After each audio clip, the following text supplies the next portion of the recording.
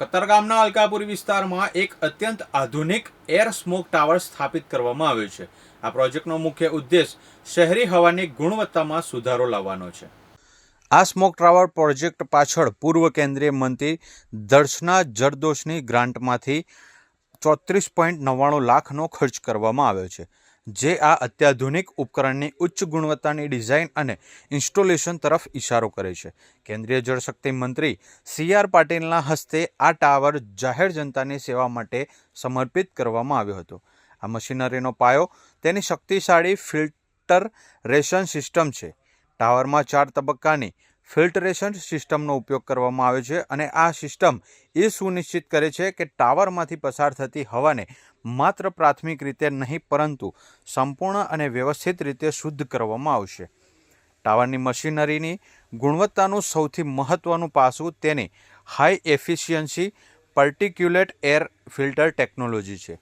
આ ફિલ્ટર્સ હવામાં રહેલા હાનિકારક કણોને ટ્રેપ કરવા માટે ખાસ ડિઝાઇન કરવામાં આવે છે, જેમાં ખાસ કરીને અત્યંત સૂક્ષ્મ અને શ્વાસમાં લેવા માટે જોખમી એવા PM2.5 અને PM10 જેવા કણોનો સમાવેશ થાય છે.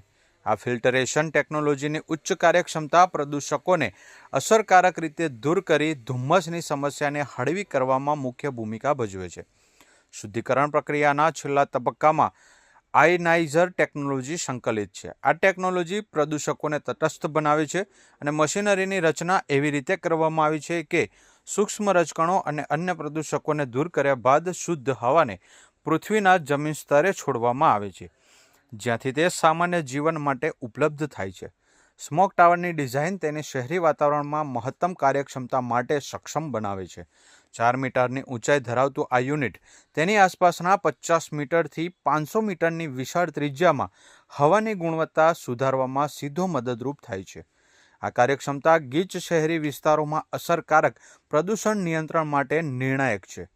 મશીનરીની ડિઝાઇન એવી રીતે તૈયાર કરાઈ છે કે તેને સરળતાથી ખસેડી શકાય તેવું છે.